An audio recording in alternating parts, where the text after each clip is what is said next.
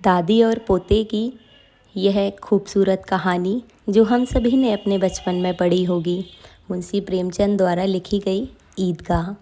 Hello everyone, welcome to my channel ocean of thoughts. आज हम ईदगाह नामक कहानी सुनने जा रहे हैं। आइए शुरू करते हैं। रमज़ान के पूरे 30 रोज़ों के बाद ईद आई है। कितना मनोहर, कितना सुहावना प्रभाव है। वृक्षों पर अजीब ही हरियाली है, खेतों में अजीब रौनक है, आसमान पर कुछ अजीब लालिमा है। आज का सूरज देखो, कितना प्यारा, कितना शीतल है, यानी संसार को ईद की बधाइयाँ दे रहा है। गांव में कितनी हलचल है, ईदगाह जाने की तैयारियां हो रही हैं। किसी के कुर्ते में बटन नहीं है, पड़ोस के घर में सुई धागा लेने दौड़ा जा रहा है। किसी के जूते कड़े हो गए हैं, उनमें तेल डालने के लिए तेली के घर भागा जाता है। जल्दी जल्दी बैलों को सानी पानी दे दें, ईदगाह से लौटते लौटते दोपहर हो जाएगी। 3 कोस का पैदल रास्ता, फिर सैकड़ों आदमियों से मिलना जुलना। दोपहर के पहले लौटना कहाँ संभव है। लड़के ज़्यादा प्रसन्न हैं। किसी ने 1 रोज़ा रखा है, वह भी दोपहर तक, किसी ने वह भी नहीं, लेकिन ईदगाह जाने की खुशी उनके हिस्से की चीज़ है। रोज़े तो बड़े बूढ़ों के लिए होंगे, इनके लिए तो ईद है ईद। रोज़ ईद का नाम रटते थे, आज वह आ ही गई। अब जल्दी पड़ी है कि लोग ईदगाह क्यों नहीं चलते। इन्हें गृहस्थी की चिंताओं से क्या प्रयोजन। सेवैयों के लिए दूध और शक्कर घर में है या नहीं, इनकी बला से। ये तो सेवैयाँ खाएंगे, सेवैयाँ। क्या वह क्या जाने कि अब्बा जान क्यों बदहवास चौधरी कायम अली के घर दौड़े जा रहे हैं। उन्हें क्या खबर कि चौधरी आंखें बदल ले तो यह सारी ईद मुहर्रम हो जाए। उनकी अपनी जेबों में तो कुबेर का खजाना धन भरा हुआ है और बार बार जेब से अपना खजाना निकालकर गिनते हैं और खुश होकर फिर रख लेते हैं। महमूद गिनता है 1, 2, 10, 12। उसके पास पूरे 12 पैसे हैं। मोहसिन के पास 1, 2, 3, 8, 9, 15 पैसे हैं। इन्हीं अनगिनती पैसों में अनगिनती चीज़ें लाएंगे, खिलौने, मिठाइयाँ, बिगुल, गेंद और जाने क्या क्या। और सबसे ज़्यादा प्रसन्न है हामिद, वह 4-5 साल का गरीब सूरत दुबला पतला लड़का, जिसका बाप गत वर्ष हैजे की भेंट हो गया और माँ न जाने क्यों पीली होती होती एक दिन मर गई। किसी को पता क्या बीमारी है, कहाँ कहती तो कौन सुनने वाला था। दिल पर जो बीतती वह दिल में ही सहती थी, और जब ना सहा गया तो संसार से विदा हो गई। अब हामिद अपनी बूढ़ी दादी अमीना की गोद में सोता है और उतना ही प्रसन्न है। उसके अब्बा जान रुपये कमाने गए हैं, बहुत सी थैलियाँ लेकर आएंगे। अम्मी जान अल्लाह मियाँ के घर से उसके लिए बड़ी अच्छी अच्छी चीज़ें लाने गई हैं, इसलिए हामिद प्रसन्न है। आशा तो बड़ी चीज़ है, और फिर बच्चों की आशा, उनकी कल्पना तो राई का पर्वत बना लेती है। हामिद के पाँव में जूते नहीं हैं, सिर पर एक फटी पुरानी टोपी है जिसका गोटा काला पड़ गया है, फिर भी वह प्रसन्न है। जब उसके अब्बा जान थैलियाँ और अम्मी जान नियामतें लेकर आएंगी तो वह दिल से अरमान निकाल लेगा। तब देखेगा मोहसिन, नूरे और सम्मी कहाँ से उतने पैसे निकालेंगे। अभागिन अमीना अपनी कोठरी में बैठी रो रही है। आज ईद का दिन, उसके घर में दाना नहीं। आज आबिद होता तो क्या इसी तरह ईद आती और चली जाती। इस अंधकार और निराशा में वह डूबी जा रही है। किसने बुलाया था इस निगोड़ी ईद को। इस घर में उसका काम नहीं, लेकिन हामिद, उसे किसी के मरने जीने से क्या मतलब। उसके अंदर प्रकाश है, बाहर आशा। विपत्ति अपना सारा दल बल लेकर आए, हामिद की आनंद भरी चितवन उसका विध्वंस कर देगी, विध्वंस। हामिद भीतर जाकर दादी से कहता है, तुम डरना नहीं अम्मा, मैं सबसे पहले आऊँगा, बिल्कुल ना डरना। अमीना का दिल कचोट रहा है। गांव के बच्चे अपने अपने बाप के साथ जा रहे हैं। हामिद का बाप अमीना के सिवा और कौन है। उसे कैसे अकेले मेले जाने दें? उस भीड़ भाड़ से बच्चा कहीं खो जाए तो क्या हो? नहीं, अमीना उसे यूं न जाने देगी। नन्ही सी जान 3 कोस चलेगा कैसे? पैर में छाले पड़ जाएंगे, जूते भी तो नहीं हैं। वह थोड़ी थोड़ी दूर पर उसे गोद में ले लेती, लेकिन यहाँ सेवैयाँ कौन पकाएगा? पैसे होते तो लौटते लौटते सब सामग्री जमा करके चटपट बना लेती। यहाँ तो घंटों चीज़ों जमा करते लगेंगे। मांगे का ही तो भरोसा ठहरा। उस दिन फ़हीमन के कपड़े सिले थे, 8 आने पैसे मिले थे। उस अठन्नी को ईमान की तरह बचाती चली आती थी इस ईद के लिए, लेकिन कल ग्वालन सिर पर सवार हो गई तो क्या करती? हामिद के लिए कुछ नहीं है तो 2 पैसे का दूध तो चाहिए ही। अब तो कुल 2 आने पैसे बच रहे हैं, 3 पैसे हामिद की जेब में, 5 अमीना के बटवे में। यही तो बिसात है और ईद का त्योहार। अल्लाह ही बेड़ा पार लगावे। धोबन और नाइन और मेहतरानी और चुड़िहारिन सभी तो आएंगे, सभी को सेवैया चाहिए। और थोड़ा किसी को आंखें नहीं लगता, किस किस से मुंह चुराएगी? और मुंह क्यों चुराए? साल भर का त्योहार है, जिंदगी खैरियत से रहे, उनकी तकदीर भी तो साथ उसी के है। बच्चे को खुदा सलामत रखे, ये दिन भी कट जाएंगे। गांव से मेला चला और बच्चों के साथ हामिद भी जा रहा था। कभी सबके सब दौड़कर आगे निकल जाते, फिर किसी पेड़ के नीचे खड़े होकर साथ वालों का इंतज़ार करते। यह लोग क्यों इतना धीरे धीरे चल रहे हैं? हामिद के पैरों में तो जैसे पर लग गए हैं पर।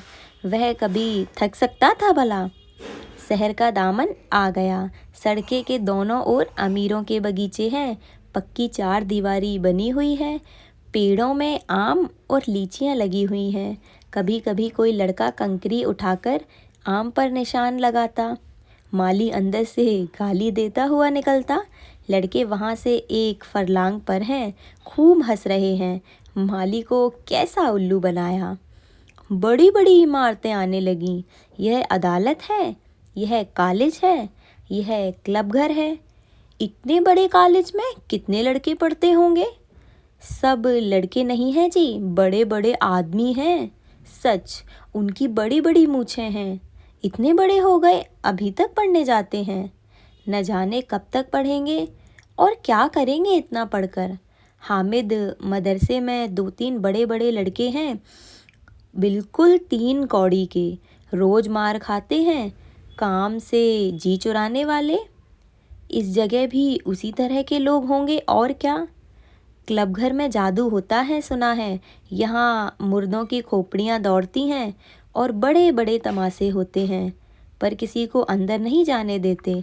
और वहाँ शाम को साहब लोग खेलते हैं, बड़े बड़े आदमी खेलते हैं, मूछें दाढ़ी वाले, और मैं भी खेलते हैं। सच, हमारी अम्मा को यह दे दो, क्या नाम है, बैट, तो उसे पकड़ ही ना सके, घुमाते ही लुढ़क जाए। महमूद ने कहा, हमारी अम्मी जान का तो हाथ कांपने लगे, अल्लाह कसम। मोहसिन बोला, चलो मनो आटा पीस डालती है, जरा सा बैट पकड़ लेगी तो उसके हाथ कांपने लगेंगे। सैकड़ों घड़े पानी रोज निकालती है, 5 घड़े तो मेरी भैंस पी जाती है। किसी मैम को 1 घड़ा पानी भरना पड़े तो आंखों तले अंधेरा आ जाए। महमूद, लेकिन दौड़ती तो नहीं, उछल कूद तो नहीं सकती। मोहसिन, हाँ उछल कूद तो नहीं सकती, लेकिन उस दिन मेरी गाय खुल गई थी और चौधरी के खेत में जा पड़ी थी। अम्मा इतना तेज दौड़ी कि मैं उन्हें ना पा सका। सच। आगे चले, हलवाइयों की दुकानें शुरू हुई। आज खूब सजी हुई थी। कितनी मिठाइयाँ, कौन खाता है इतनी? देखो ना, एक एक दुकान पर मनो होंगी। सुना है रात को जिन्नात आकर खरीद ले जाते हैं। अब्बा कहते थे कि आधी रात को एक आदमी हर दुकान पर जाता है और जितना माल बचता है वह तुलवा लेता है और सचमुच के रुपए देता है, बिल्कुल ऐसे ही रुपए। हामिद को यकीन ना आया। ऐसे रुपए जिन्नात को कहाँ से मिल जाएंगे? मोहसिन ने कहा, जिन्नात को रुपए की क्या कमी, जिस खजाने में चाहे चला जाए। और लोहे के दरवाजे तक उन्हें नहीं रोक सकते जनाब। आप हैं किस फेर में, हीरे जवाहरात तक उनके पास रहते हैं। जिससे खुश हो गए उसे टोकरों जवाहरात दे दिए। अभी यहीं बैठे हैं, 5 मिनट में कलकत्ता पहुंच जाएं। हामिद ने पूछा, क्या जिन्नात बहुत बड़े बड़े होते हैं? मोहसिन, एक एक सिर आसमान के बराबर होता है जी। जमीन पर खड़ा हो जाए तो उसका सिर आसमान से ला जा लगे, मगर चाहे तो एक लोटे में घुस जाए। हामिद, लोग उन्हें कैसे खुश करते होंगे? कोई मुझे यह मंत्र बता दे तो एक जिन्न को खुश कर लूं। मोहसिन, अब यह तो मैं नहीं जानता, लेकिन चौधरी साहब के काबू में बहुत से जिन्नात हैं। कोई चीज़ चोरी जाए, चौधरी साहब उसका पता लगा देंगे और चोर का नाम बता देंगे। जुमराती का बछवा उस दिन खो गया था, 3 दिन हैरान हुए, कहीं न मिला। तब झक मारकर चौधरी के पास गए। चौधरी ने तुरंत बता दिया, मवेशी खाने में है, और वहीं मिला। जिन्नात आकर उन्हें सारे जहान की खबर दे जाते हैं। अब उसकी समझ में आ गया कि चौधरी के पास क्यों इतना धन है और क्यों उनका इतना सम्मान है। आगे चलें, यह पुलिस लाइन है। यहीं सब कांस्टेबल कवायद करते हैं। रेटन फाइफो रात को बेचारे घूम घूम कर पहरा देते हैं, नहीं तो चोरियां हो जाएं। मोहसिन ने प्रतिवाद किया, यह कांस्टेबल पहरा देते हैं? तभी तुम बहुत जानते हो अजी हजरत, यह चोरी करते हैं। शहर के जितने चोर डाकू हैं सब इनसे मिले रहते हैं। रात को ये लोग चोरों से तो कहते हैं चोरी करो, और आप दूसरे मोहल्ले में जाकर जागते रहो पुकारते हैं। तभी इन लोगों के पास इतने रुपये आते हैं। मेरे मामू एक थाने में कांस्टेबल हैं, 20 रुपया महीना पाते हैं, लेकिन 50 रुपये घर भेजते हैं। अल्लाह कसम, मैंने एक बार पूछा था कि मामू आप इतने रुपए कहाँ से पाते हैं? हंसकर कहने लगे, बेटा अल्लाह देता है। फिर आप ही बोले, हम लोग चाहें तो एक दिन में लाखों मार लाएं। हम तो इतना ही लेते हैं जिसमें अपनी बदनामी ना हो और नौकरी ना चली जाए। हामिद ने पूछा, यह लोग चोरी करवाते हैं तो कोई इन्हें पकड़ता क्यों नहीं? मोहसिन उसकी नादानी पर दया दिखाकर बोला, अरे पागल, इन्हें कौन पकड़ेगा? पकड़ने वाले तो यह लोग खुद हैं, लेकिन अल्लाह इन्हें सजा भी खूब देता है।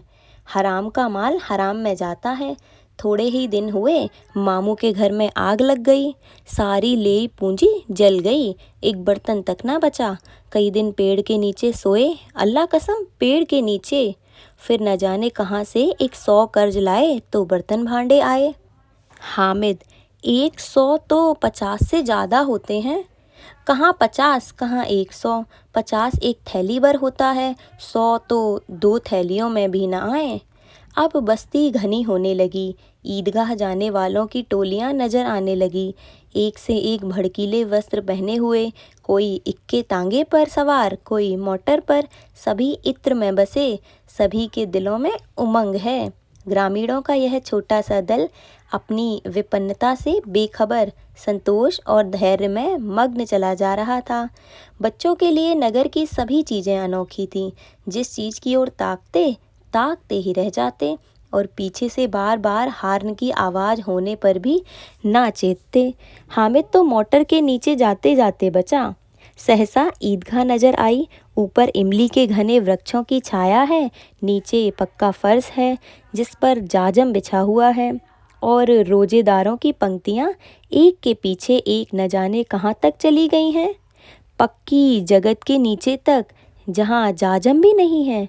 नए आने वाले आकर पीछे की कतार में खड़े हो जाते हैं। आगे जगह नहीं है, यहाँ कोई धन और पद नहीं देखता। इस्लाम की निगाह में सब बराबर हैं। इन ग्रामीणों ने भी वजू किया और पिछली पंक्ति में खड़े हो गए। कितना सुंदर संचालन है, कितनी सुंदर व्यवस्था। लाखों सिर एक साथ सिजदे में झुक जाते हैं, फिर सबके सब एक साथ खड़े हो जाते हैं। एक साथ झुकते हैं और एक साथ घुटनों के बल बैठ जाते हैं। कई बार यही क्रिया होती है जैसे बिजली की लाखों बत्तियां एक साथ प्रदीप्त हों और एक साथ बुझ जाएं, और यही क्रम चलता रहा। कितना अपूर्व दृश्य था, जिसकी सामूहिक क्रियाएं विस्तार और अनंतता हृदय को श्रद्धा, गर्व और आत्मानंद से भर देती थी। मानो भ्रातृत्व का एक सूत्र इन समस्त आत्माओं को एक लड़ी में पिरोए हुए है। नमाज खत्म हो गई है, लोग आपस में गले मिल रहे हैं, तब मिठाई और खिलौने की दुकान पर धावा होता है। ग्रामीणों का यह दल इस विषय में बालकों से कम उत्साही नहीं है। यह देखो, हिंडोला है, 1 पैसा देकर चढ़ जाओ। कभी आसमान पर जाते हुए मालूम होंगे, कभी आसमान पर जाते हुए मालूम होंगे, कभी जमीन पर गिरते हुए। यह चरखी है, लकड़ी के हाथी, घोड़े, ऊंट छड़ों में लटके हुए हैं। 1 पैसा देकर बैठ जाओ और 25 चक्करों का खूब मजा लो। महमूद और मोहसिन और नूरे और सम्मी इन घोड़ों और ऊँटों पर बैठते हैं। हामिद दूर खड़ा है, 3 ही पैसे तो उसके पास हैं, अपने कोस का 1/3 जरा सा चक्कर खाने के लिए नहीं दे सकता। सब चरखियों से उतरते हैं, अब खिलौने लेंगे। इधर दुकानों की कतार लगी हुई है, तरह तरह के खिलौने हैं, सिपाही और गुजरिया, राजा और वकील, बिस्ती और धोबिन और साधु। वाह, कितने सुंदर खिलौने हैं। अब बोला ही चाहते हैं। महमूद सिपाही लेता है, खाकी वर्दी और लाल पगड़ी वाला, कंधे पर बंदूक रखे हुए, मालूम होता है अभी कवायद किए चले आ रहा है। मोहसिन को बिस्ती पसंद आया, कमर झुकी हुई है, ऊपर मशक रखे हुए हैं, मशक का मुंह एक हाथ से पकड़े हुए है। कितना प्रसन्न है, शायद कोई गीत गा रहा है, बस मशक से पानी उड़ेलता ही चाहता है। नूरे को वकील से प्रेम है, कैसी विद्वमता है उसके मुख पर। काला चोगा, नीचे सफ़ेद अचकन, अचकन के सामने की जेब में घड़ी, सुनहरी जंजीर, एक हाथ में कानून का पोथा लिए हुए। मालूम होता है अभी किसी अदालत से जिरह या बहस किए चले आ रहे हैं। यह सब 2-2 पैसे के खिलौने हैं। हामिद के पास कुल 3 पैसे हैं। इतने महंगे खिलौने वह कैसे ले? खिलौना कहीं हाथ से छूट पड़े तो चूर चूर हो जाए, जरा पानी पड़े तो सारा रंग धुल जाए। ऐसे खिलौने लेकर वह क्या करेगा, किस काम के? मोहसिन कहता है, मेरा बिस्ती रोज पानी दे जाएगा साँझ सवेरे। महमूद, और मेरा सिपाही घर का पहरा देगा, कोई चोर आएगा तो फौरन बंदूक से फैर कर देगा। नूरे, और मेरा वकील खूब मुकदमा लड़ेगा। सम्मी, और मेरी धोबिन रोज कपड़े धोएगी। हामिद खिलौने की निंदा करता है, मिट्टी के ही तो हैं, गिरे तो चकनाचूर हो जाएं, लेकिन ललचाई हुई आंखों से खिलौनों को देख रहा है और चाहता है कि जरा देर के लिए उन्हें हाथ में ले सकता। उसके हाथ अनायास ही लपकते हैं, लेकिन लड़के इतने त्यागी नहीं होते हैं, विशेषकर जब अभी नया शौक है। हामिद ललचाता रह जाता है। खिलौने के बाद मिठाइयाँ आती हैं। किसी ने रेवड़ियाँ ली, किसी ने गुलाब जामुन, किसी ने सोहन हलवा, मज़े से खा रहे हैं। हामिद बिरादरी से पृथक है। अभागे के पास 3 पैसे हैं, क्यों नहीं कुछ लेकर खाता? ललचाई आंखों से सबकी ओर देखता है। मोहसिन कहता है, हामिद रेवड़ी ले जा, कितनी खुशबूदार है। हामिद को संदेह हुआ, ये केवल क्रूर विनोद है, मोहसिन इतना उदार नहीं है, लेकिन यह जानकर भी वह उसके पास जाता है। मोहसिन दोनों से एक रेवड़ी निकालकर हामिद की ओर बढ़ा देता है। हामिद हाथ फैलाता है, मोहसिन रेवड़ी अपने मुंह में रख लेता है। महमूद, नूरे और सम्मी खूब तालियां बजा बजा कर हंसते हैं। हामिद खिसिया जाता है। मोहसिन, अच्छा अब की बार ज़रूर देंगे हामिद, अल्लाह कसम, ले जा। हामिद, रखे रहो, क्या मेरे पास पैसे नहीं हैं? सम्मी, 3 ही तो पैसे हैं, 3 पैसे में क्या क्या लोगे? महमूद, हमसे गुलाब जामुन ले जा हामिद। मोहसिन बदमाश है। हामिद, मिठाई कौन बड़ी नेमत है, किताब में इसकी कितनी बुराइयां लिखी हैं। मोहसिन, लेकिन दिल में कह रहे होंगे कि मिले तो खा लें, अपने पैसे क्यों नहीं निकालते? महमूद, हम समझते हैं इसकी चालाकी, जब हमारे सारे पैसे खर्च हो जाएंगे तो हमें ललचा ललचा कर खाएगा। मिठाइयों के बाद कुछ दुकानें लोहे की चीज़ों की, कुछ गिलट की, कुछ नकली गहनों की। लड़कों के लिए यहाँ कोई आकर्षण ना था, वे सब आगे बढ़ जाते हैं। हामिद लोहे की दुकान पर रुक जाता है। कई चिमटे रखे हुए थे। उसे ख्याल आया कि दादी के पास चिमटा नहीं है। तवे से रोटियां उतारती है तो हाथ जल जाता है। अगर वह चिमटा लेकर दादी को दे दे तो वह कितना प्रसन्न होंगी। फिर उनकी उंगलियां कभी नहीं जलेंगी। घर में एक काम की चीज़ हो जाएगी। खिलौने से क्या फ़ायदा, व्यर्थ में पैसे खराब होते हैं। जरा देर ही तो खुशी होती है, फिर तो खिलौने को कोई आंख उठाकर नहीं देखता।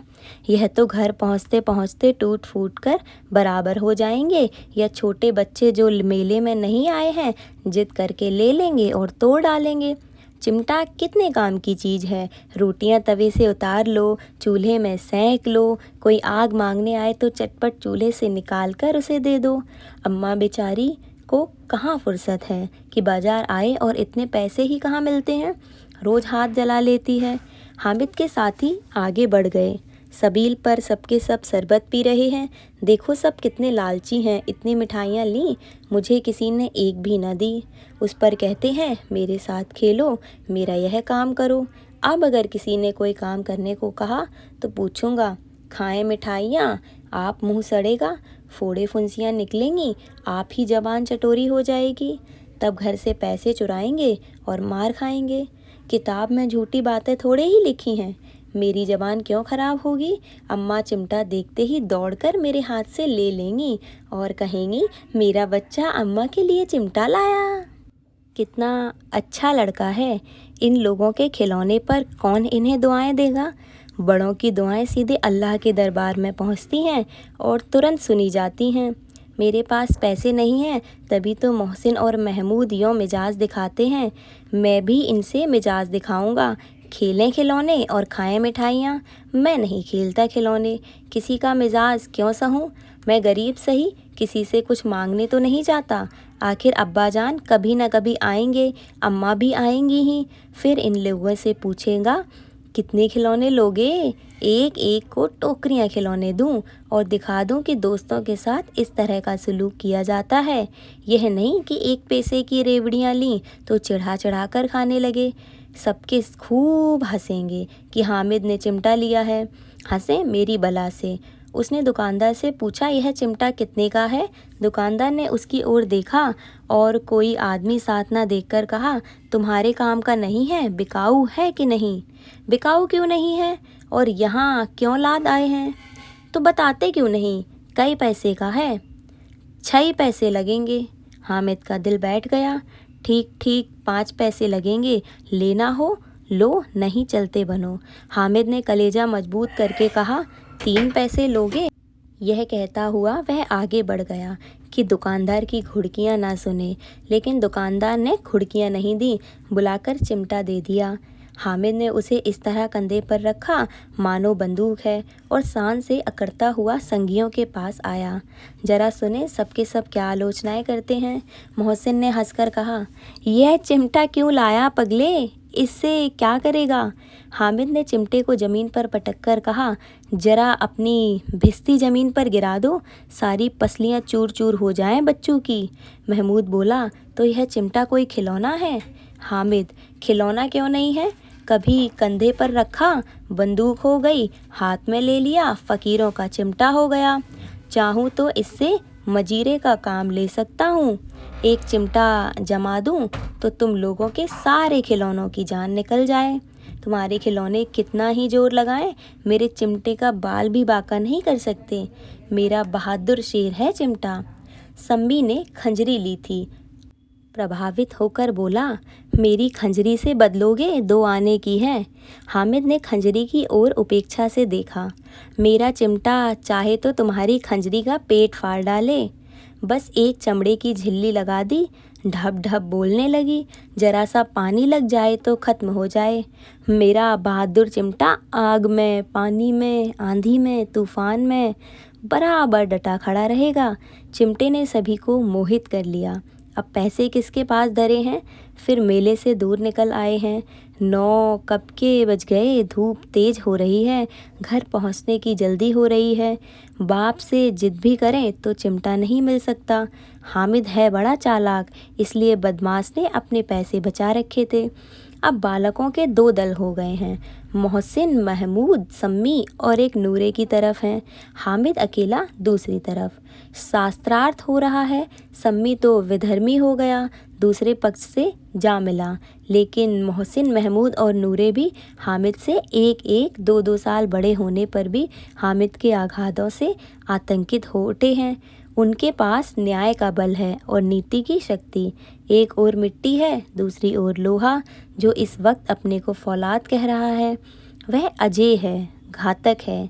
अगर कोई शेर आ जाए तो मियाँ भिस्ती के छक्के छूट जाएं, मियाँ सिपाही मिट्टी की बंदूक छोड़कर भागें, वकील साहब की नानी मर जाए, चौगे में मुंह छिपाकर ज़मीन पर लेट जाएं, मगर यह चिमटा, यह बहादुर, यह रुस्तमे हिंद लपक कर शेर की गर्दन पर सवार हो जाएगा और उसकी आंखें निकाल लेगा।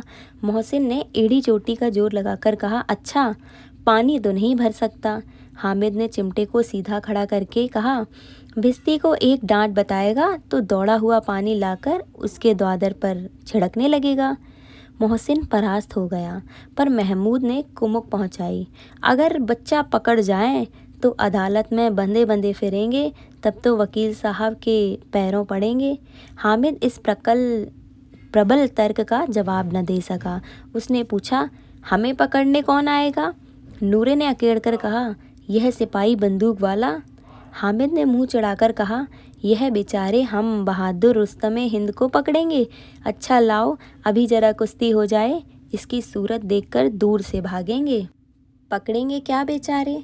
मोहसिन को एक नई चोट सूझ गई। तुम्हारे चिमटे का मुंह रोज आग में जलेगा। उसने समझा था कि हामिद लाजवाब हो जाएगा, लेकिन यह बात ना हुई। हामिद ने तुरंत जवाब दिया, आग में बहादुर ही कूदते हैं जनाब। तुम्हारे यह वकील, सिपाही और भिस्ती लौंडियों की तरह घर में घुस जाएंगे। आग में कूदना वह काम है जो यह रुस्तमे हिंद ही कर सकता है। महमूद ने एक जोर लगाया, वकील साहब कुर्सी मेज पर बैठेंगे, तुम्हारा चिमटा तो बावर्ची खाने में ज़मीन पर पड़ा रहेगा। इस तर्क ने सम्मी और नूरे को भी सजीव कर दिया। कितने ठिकाने की बात है, पट्टे ने चिमटा बावर्ची खाने में पड़ा रहने के सिवा और क्या कर सकता है?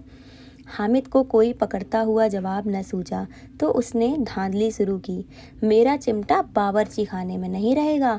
वकील साहब कुर्सी पर बैठेंगे तो जाकर उन्हें ज़मीन पर पटक देगा और उनका कानून उनके पेट में डाल देगा।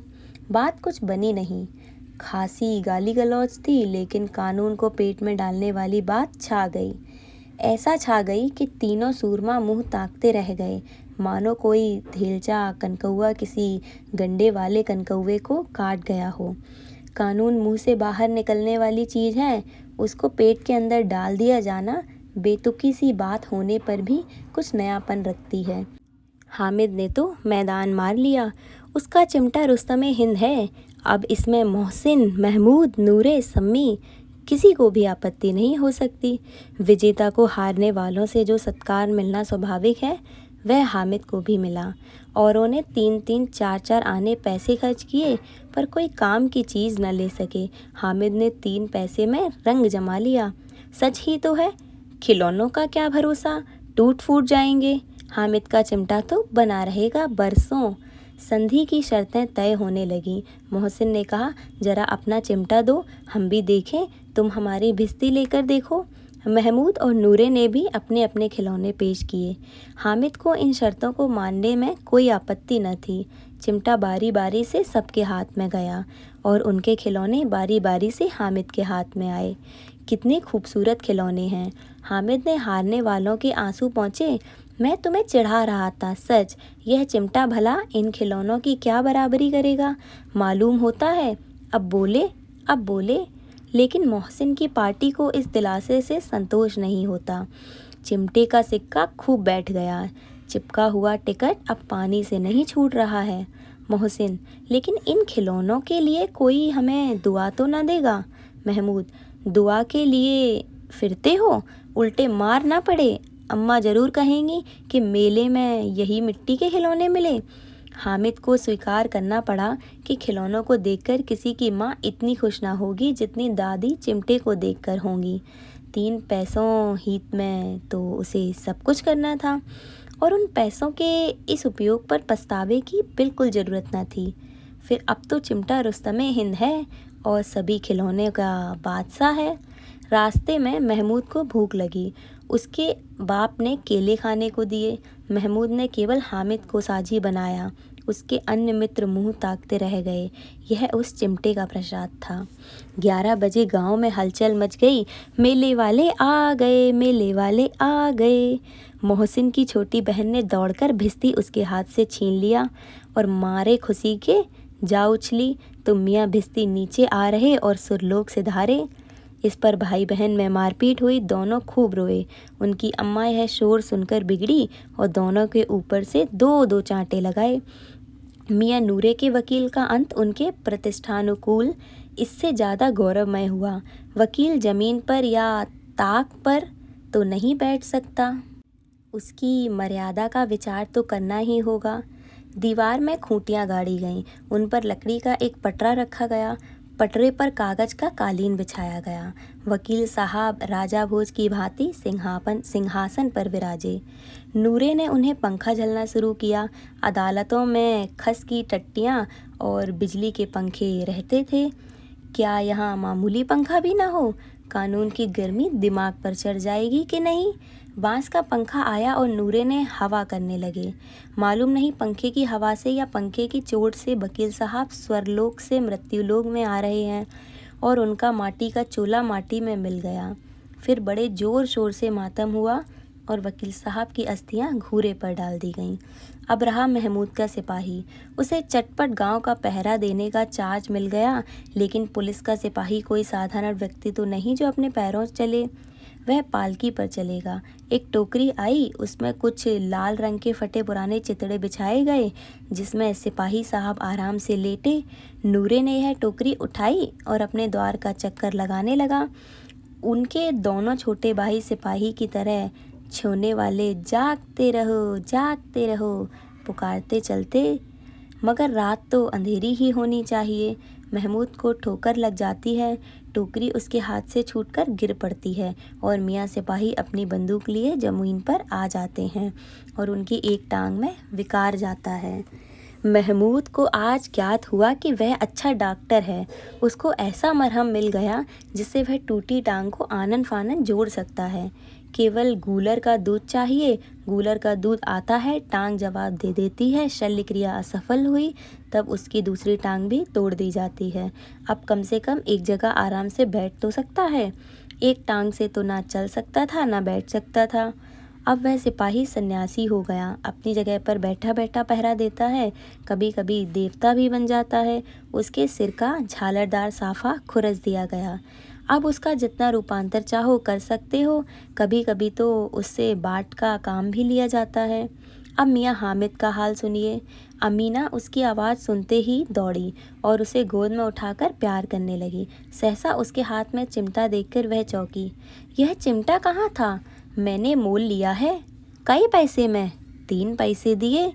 अमीना ने छाती पीट ली। यह कैसा बेसमझ लड़का है कि दोपहर हुआ कुछ खाया न पिया। लाया क्या? चिमटा। सारे मेले में तुझे और कोई चीज़ न मिली जो यह लोहे का चिमटा उठा लाया? हामिद ने अपराधी भाव से कहा। तुम्हारी उंगलियां तवे से जल जाती थीं, इसलिए मैंने इसे लिया। बुढ़िया का क्रोध तुरंत स्नेह में बदल गया और स्नेह भी वह नहीं जो प्रगल्भ होता है और अपनी सारी कसक शब्दों में बिखेर देता है। यह मूक स्नेह था, खूब ठोस रस और स्वाद से भरा हुआ। बच्चे में कितना त्याग, कितना सद्भाव और कितना विवेक है। दूसरों को खिलौने लेते और मिठाई खाते देखकर इसका मन कितना ललचाया होगा। इतना जब्त इससे कैसे हुआ? वहाँ भी इसे अपनी बुढ़िया दादी की याद बनी रही। अमीना का मन गदगद हो गया। और अब एक बड़ी विचित्र बात हुई। हामिद के इस चिमटे से भी विचित्र। बच्चे हामिद ने बूढ़े हामिद का पार्ट खेला था। बुढ़िया अमीना बालिका अमीना बन गई। वह रोने लगी, दामन फैलाकर हामिद को दुआएं देती जाती थी और आंसू की बड़ी बड़ी बूंदें गिराती जाती थी। हामिद इसका रहस्य क्या समझता? और कहानी यहीं समाप्त होती है। एक बड़ी ही रुला देने वाली कहानी है, हामिद और उसका चमेटा या ईदगाह।